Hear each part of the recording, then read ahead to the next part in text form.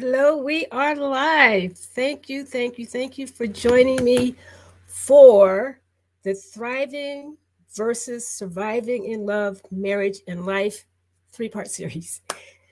So we have arrived at part three. So far, uh, I covered in part one, um, illustrated what it's like to be in a love relationship in a marriage that is barely surviving and what the possibilities are for turning it around. The second part was about what to do when your marriage, your love relationship is somewhere in between just surviving barely and thriving, and what you can do to take it to the next level. So this time, I'm going to focus on thriving.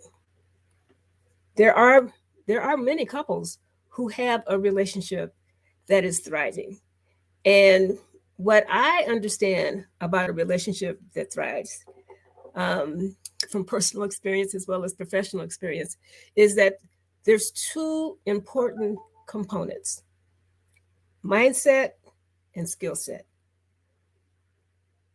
People who are in a relationship that thrive, it could be your marriage, it could be your love relationship, it could be at work. Um, the mindset is universal in terms of how you focus on what is going on during the good times as well as during the stressful times, during the challenges. And then there's also a skill set. Um, there are very specific things to do, very specific action steps to take that support thriving in love, marriage, and life. So I want to start with the thriving mindset. So the thriving mindset is focused on growth.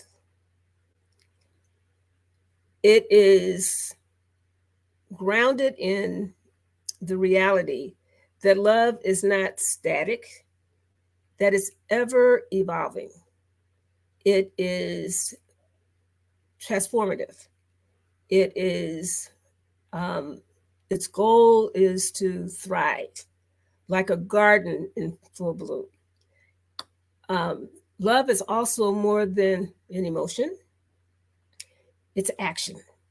So the action part is what the skills that comes in, and I'm going to talk about that in a minute.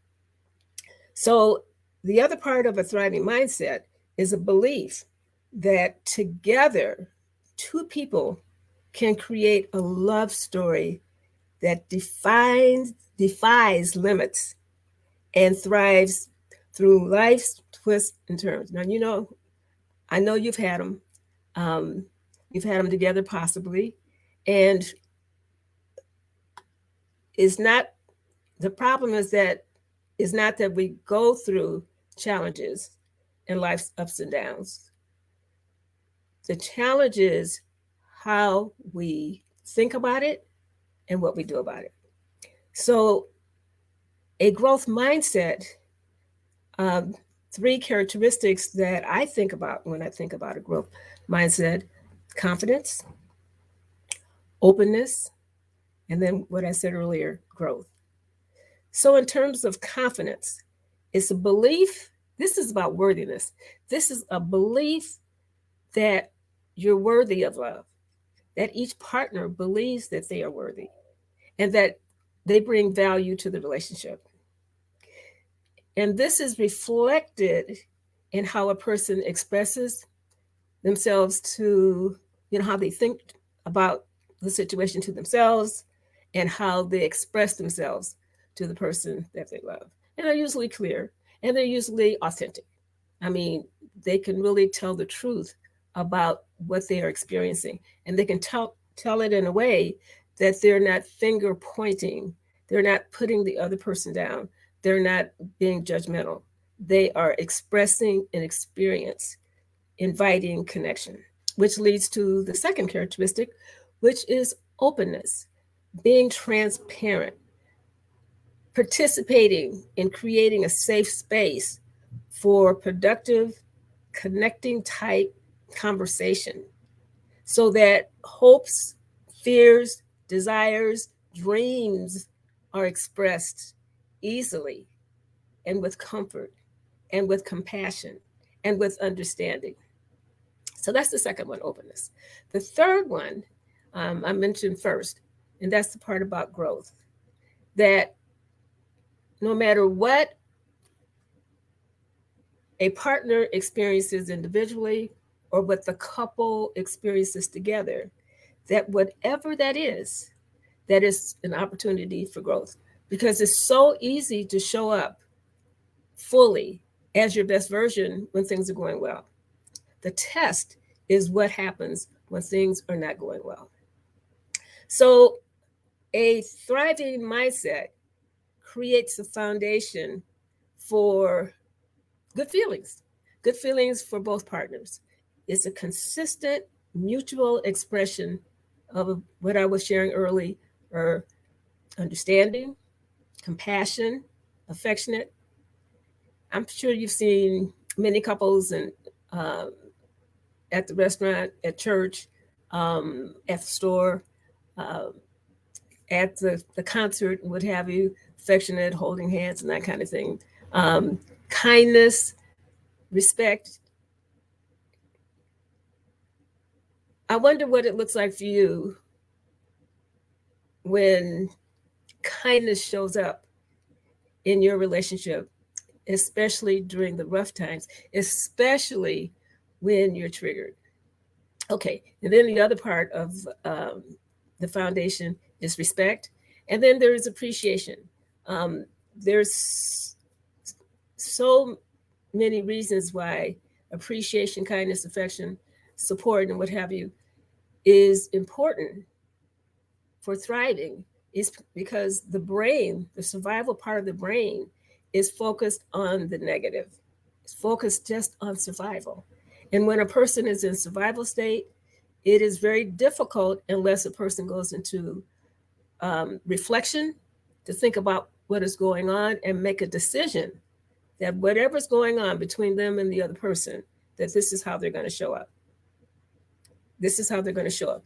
They're going to show up with a compassionate understanding. They're going to approach whatever the situation is with understanding. They're going to be the change that they want to see.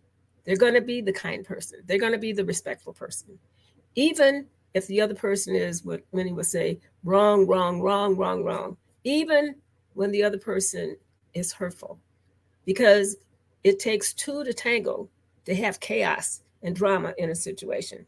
But it only takes one person to untangle it. So a person with a thriving mindset in growth mode, that is how they show up, which leads to the third characteristics, and that is communication. So when I think about communication, what's interesting to me is that when couples call to set up appointments for counseling, no matter what they're going through, and sometimes people are going through some very, very challenging times, no matter what their experience is, I have found over all of these years that one of the main problems that couples will say that they have is communication.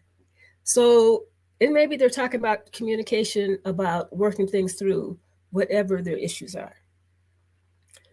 Okay, so that's the mindset. So the second part is the skill set. So you have to know what to do to stay on track, to have the results that you want. When you have a focus of the kind of experience that you want to have together, the kind of connection that you want to have together, not just when things are going well, but all the time. When you're navigating through the stress of life, sometimes the challenges of life, you have to have a focus and some action steps to keep you on track for success. It doesn't mean that you're always going to feel good, but you will feel connected when you feel like you have a partnership in working things through. And so that skill set, communication again, it is a mindset. The mindset part of communication I want to add is having an intention to have a healing result or some kind of resolve. Maybe the situation can be resolved just by talking through it in a respectful way. Maybe you need more. Then maybe you need a behavior change, either you or the other person, or maybe both of you. And if you need more, then maybe the situation has to be managed in a way that you compromise. So that is a real important part of the skill set. Now, when you have that thriving mindset and thriving skill set, it has a positive emotional impact within and on your partner. Because a person who has a thriving mindset and skill set, they are conscious about what they say and what they do with their partner. They are conscious, they are intentional about how they want to show up, that they want to show up as the best version of themselves, or as best they can version of themselves in that particular situation. You've heard about the term emotional intelligence. The person who has a thriving mindset and skill set is attuned to their own vulnerabilities. They're attuned to what is going on within them, their feelings, their needs, their wants, and they're able to tune in to the feelings, needs, and wants and desires of their partner. So they have a conversation about how do we make whatever is going on work for us. There's not a battle about you did this and how wrong you are and what a bad person you are. That is not in the conversation at all. If they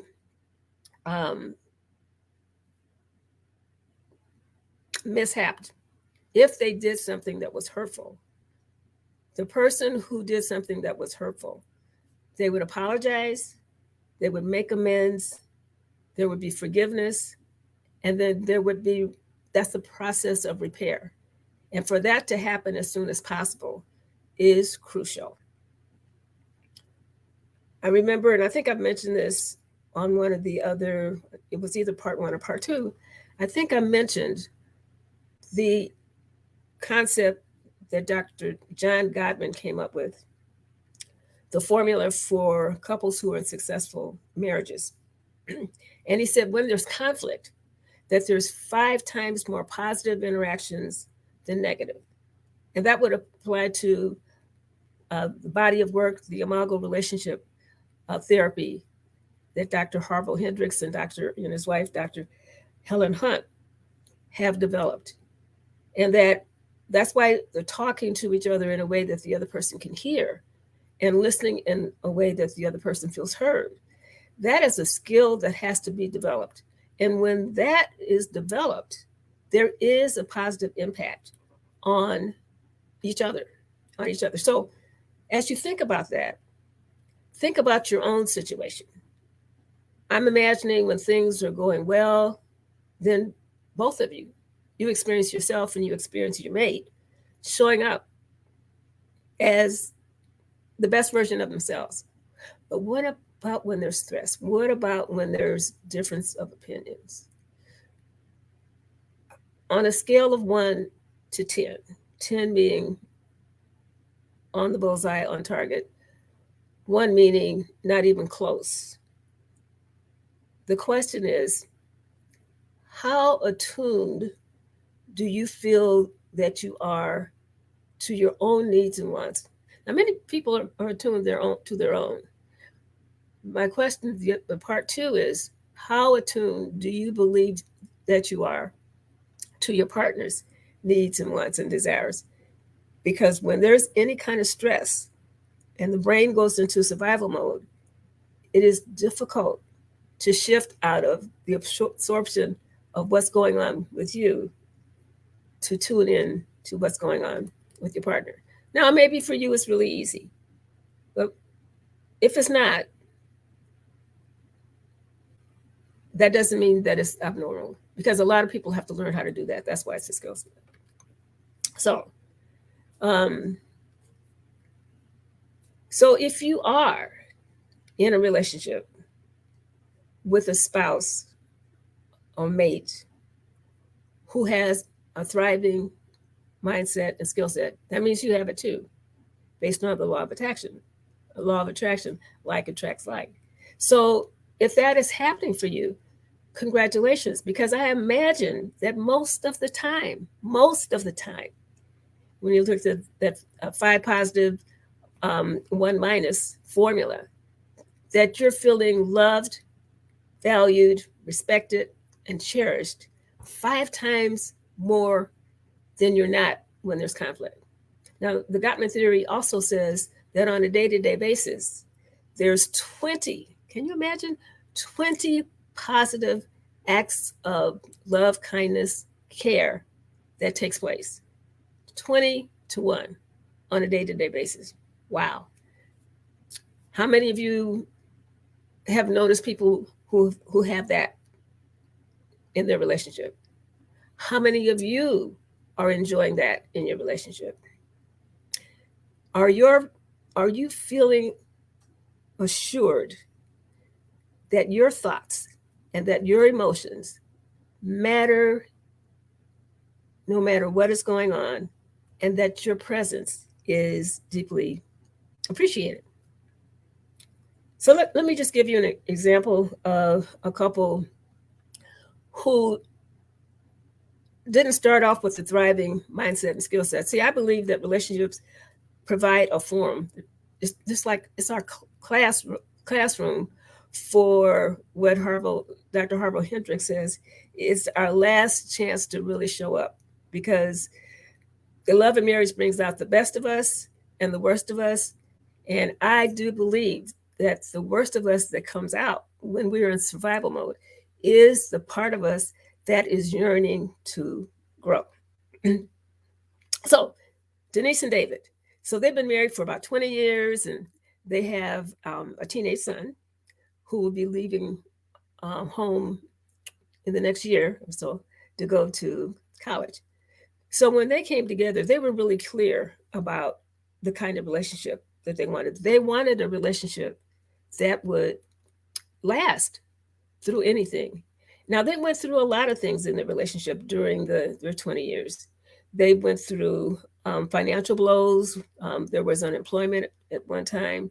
There was unanticipated health issues that strained them financially. Their son being bullied at school. There was an unsupportive in-law. Can't remember if it was on his side or her side, but it affected their relationship a lot because this in-law had a very important impact. So I don't know if it was Denise or David, but anyway, they were dealing with that. And so they struggled through that, but they were determined that they were going to get on the other side. They even went to counseling when they couldn't figure out some of the challenges themselves. So they got support to have the tough conversations to work things through. And some things they were able to just dissolve by just talking them through. Some things they had to make some changes. Each of them had to make changes. And they were willing to do it because they wanted the results. They wanted that long-lasting connection. They wanted to feel that connection on an ongoing basis. And so, excuse me, so one of the things that they discovered was each other's love language. And I know many of you have heard about love languages and understanding each other's love language. So in the Imago work, the love languages are discovered and deciphered when each partner shares with the other what it takes for them to feel loved and cared about. Now, it's so important to know that, because sometimes people practice the golden rule in relationships. Now, this is one place where I believe that the golden rule does not work. Do unto others as you would like to be done unto. See, your partner might want something else than what you want. So that's why it's so important to know that, because if you give your partner what you want and they want something else, then you're going to frustrate them. So Denise and David learned about the platinum rule. do unto others as they would like to be done unto. So they learned that too. And so they developed, that's an example of some of the things that they learned. And so they knew that when they completed their counseling, that they wanted to be in a situation where they could continue to practice the new skills. Um, because when they went to counseling, they used their insurance, so there were just a limited amount of sessions that they could go to. So they wanted to keep going. So they made sure that they got into a situation where they could practice with other couples, um, because they wanted their love story to be one that they were proud of. They wanted their love story to be a model for their son, who, even though he was bullied in school, he is thriving. He is thriving because he had the love and support. And he also learned from his parents about how to show up even during the most challenging times. So I have a question to you, for you. Can you relate to David and Denise? Are the two of you enjoying a thriving mindset and skill set for lasting love and for thriving together? So, on a scale of 1 to 10, where are you? If you're at a 10, congratulations. If you're at a 7, 8, 9, or 10, congratulations. Um, I mean, if you're at a 10, you're off the chart, which is wonderful. Um, if you are below 7, that is not something to be embarrassed about. It is something to look at as an opportunity, because there has been this whole skill set and mindset, excuse me, um, component of relationships is not something that anybody had a manual for, excuse me, to develop. There wasn't a class in elementary school, middle school, high school, or college to teach people how to do that. Now, in business, many people have learned how to do that in business, and also people have learned that in um, going to seminars and what have you. Excuse me. So, if you're at 7 or below, um, I want to share something with you that I'm very, very, very, very, very, very excited about. It's something brand new. It's about a program that I'm developing. It's a program that is designed for couples like David and Denise in terms of um, fine tuning that mindset and that skill set for lasting love. So I'd like to tell you a little bit about it. It's a program that is developed for couples to strengthen the foundation of their relationship so that they can write their love story the way that they want, so that they're not living based on circumstances. They're living based on intention for the results that they want. And so it since it is new, it is different from what Jesse and I did for over 20 years, 25 years maybe, um, in workshops. So we spent the first part of our career working with couples individually. But then we went to workshops, and when we started doing workshops, that was just such a phenomenal experience of what we could do in 2 days. So, so the, so it's different from the weekend workshop that we did together. It's also different because it's going to be online instead of live. And there will be more of a personal connection, because over 8 weeks, it's an 8-week program, over 8 weeks, there will be more personal connection with me and the couples who are in the program. The focus, so this is not so different because Jesse and I did this in the live weekends. Um, the focus on developing the mindset and skill set in 3 different areas of um, what it is that you want to experience together, your love story that you want to have. You may want to expand on a love story that you already have. And paying attention to the mindset and the skill set to keep you on track. Now, the other thing about this program, because it is new, it is going to be offered again, but since it is the first time, couples who enroll will be founding members and they will receive special perks. So the first perk is I have a lot of ideas about how I think the program would work, from synthesizing all of the years of working together with Jesse and all of the trainings that we had individually and together. But it needs another component. It needs couples in the program to help me to shape it, to make sure that it meets the needs of couples. Because when I offer it again, then it will be based on whatever we come up during this pilot beta program. Now, the other thing is couples who enroll for this first time, they're going to have an opportunity to enroll with a very, very, very, very, very special enrollment rate, which is 1/4 of what it's going to be when I offer it again. 1/4 of what it's going to be when I offer it again. Now, the third perk is that couples who enroll as founding members will have live access to any and everything that is developed during the program. And after the program is over, as it evolves and there's more materials that are developed because people evolve, the founding members will have access to all of that at no extra cost. Now, who is this program for? Well, I'll tell you who it's not for. It's not for couples who are not willing to do the work. I mean, this is a curriculum-based program. So each week there is going to be a module that will be presented. There will be homework. There will be opportunities for couples to work privately doing the exercises and sharing in the group if they want to share. But there will be, the teaching will be in a group, but the exercises will be done privately within the coupleship.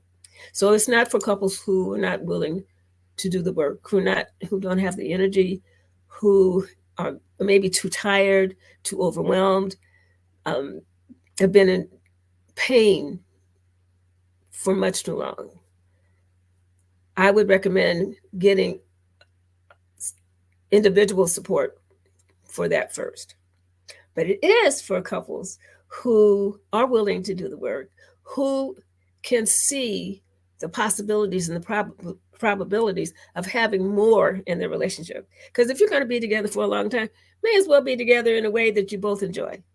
Because having a lifetime of partnership and feeling connected to each other and having a balance in your life. I mean, you'll still have whatever you do individually, but you'll know really clear about, in terms of your big vision for each other, how you can depend on each other. You'll be very clear and you'll be able to communicate to each other what responsibility that you're going to take individually to stay on track with each other.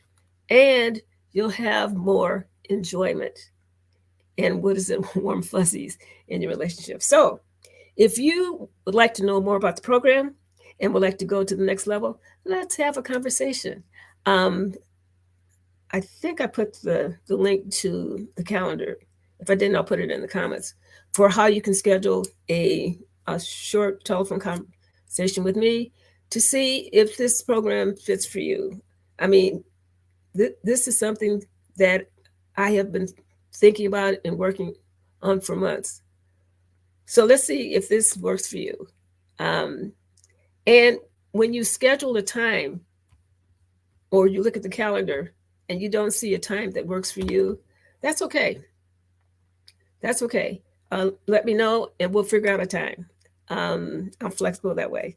I really want to share that with you. So this concludes the 3-part series. I hope that you had some food for thought, something that you can think about. And if you want to go further, I invite you to have the conversation. I cannot wait to tell you about what is possible for you. Take care.